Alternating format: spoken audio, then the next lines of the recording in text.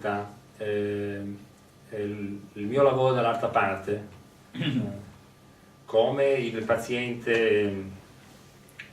particolare, sicuramente un paziente dotato di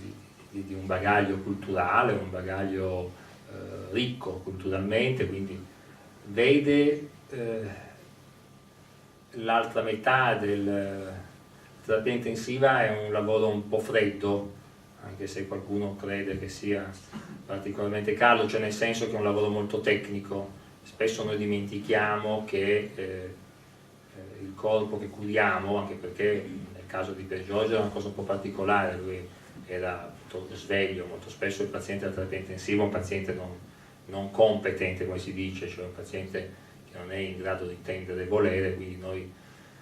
forse ci estraniamo anche dalla vita personale del paziente. Questo può essere anche un meccanismo di difesa per chi lavora in certi ambienti, per non portare poi magari a casa tante situazioni difficili vissute nell'ospedale. Ecco, Pier Giorgio ci fa vedere agli operatori sanitari, questo può essere un discorso, non vorrei che fosse inteso come un discorso un po' troppo corporativo, fa vedere però l'ospedale a noi sanitari, a noi operatori sanitari dall'altra parte. Ci rimprovera, sì, a momenti ci rimprovera, a momenti entra in contatto, studia anche l'infermiere,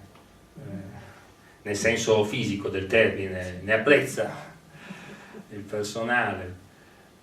però non lo so, sensazione che ci abbia dato, per chi lo legge, io lo proporrei come una lettura obbligatoria, forse per chi lavora in certi ambienti della critica, e ci dipinge un quadro che noi forse pensiamo differente. Noi forse un po' troppo presi dal dato tecnico tendiamo a dimenticare il lato umano. Ripeto, quelle volte che i pazienti in questi ambienti siano capaci di intendere e volere, quindi situazioni differenti, abbastanza limitati. E l'altro aspetto di un grosso insegnamento è Pier Giorgio è un paziente, sicuramente paziente nel senso dell'aggettivazione, ma che conosce la sua malattia, verso il quale che dal medico non vuole pietismi, un paziente che sicuramente per le sue, ripeto, per il suo bagaglio culturale, sicuramente un paziente particolare, dotato di una maggiore capacità di capire le cose, ma la malattia la conosce, non vuole pietismi, vuole capire bene come stanno le cose, un paziente che vuole essere insieme al medico sicuramente, ma protagonista del suo passaggio, della sua vita.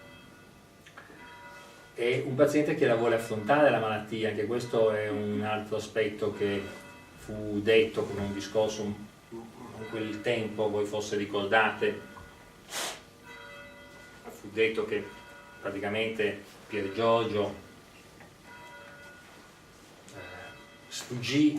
voleva sfuggire al suo male, non voleva affrontare la malattia che aveva colpito. A me sembrava proprio il contrario, perché Pier Giorgio è rimasto 10 anni collegato con un respiratore. Molti pazienti questo non lo fanno. Io mi permisi a quel tempo di fare un raffronto col Papa Wojtyła, che non volle neanche un giorno stare collegato con un respiratore, ma lungi da me fare dei confronti che potevano sembrare per alcune persone. Volevo soltanto ricordare un paziente illustre che disse: io non voglio il respiratore. Per Giorgio non furono concessi i funerali, mi sembra che a Wojtyła sì. E in questo paese delle contraddizioni,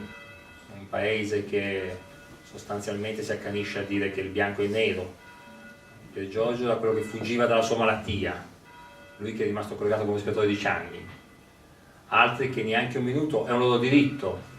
rifiutare la terapia, non hanno voluto, forse perché, chi lo sa, un papa collegato 10 anni con un respiratore non era dal punto di vista mediatico interessante. Ecco, questo invece fu tacciato di non aver seguito una strada religiosa, e a me questo, mi ricordo,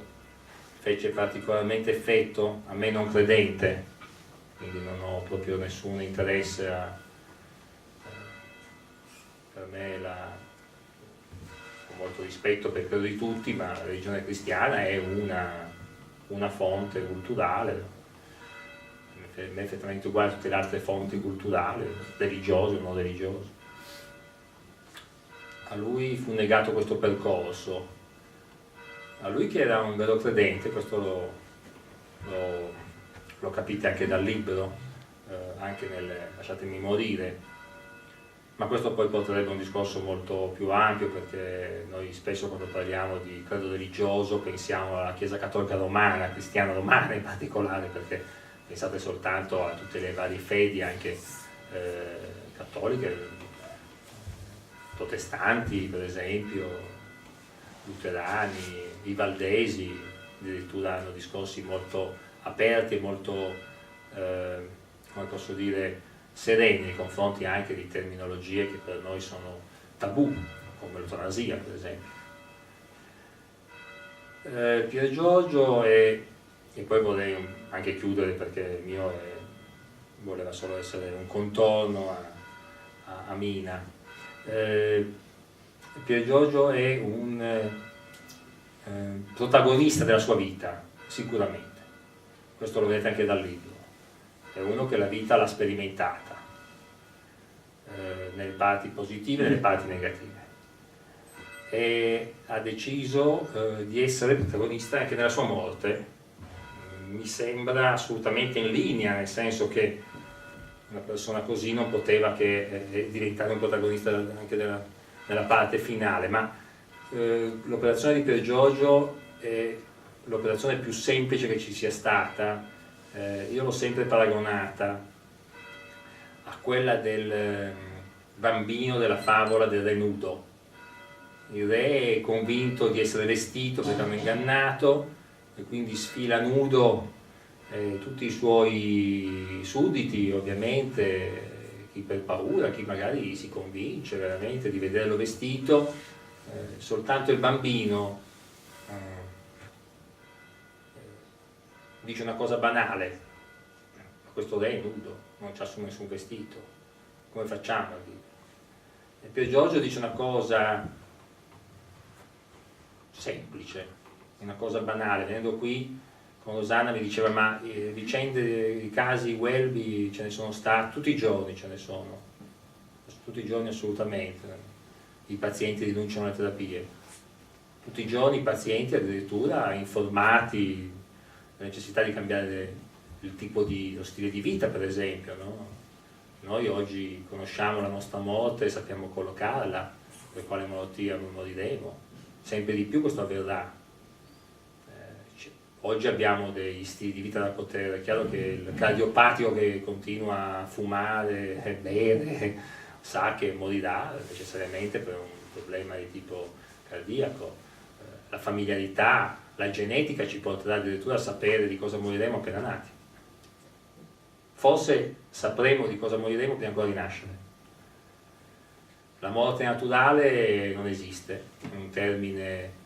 unicamente italiano che non usa più nessuno e che non ha nessun significato, se non intesa nel un significato giudiziario, cioè la morte naturale intesa come morte non conseguente a un traumatismo, a una causa di interesse magari anche penale.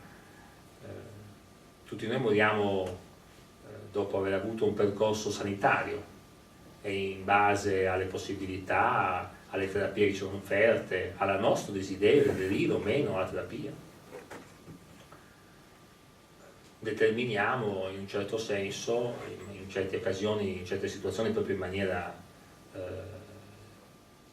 fondamentale, la nostra morte. Sappiamo di cosa moriremo, sapremo di cosa potremo fare per rallentare, impedire, oppure cosa non vogliamo fare, voglio dire. Un altro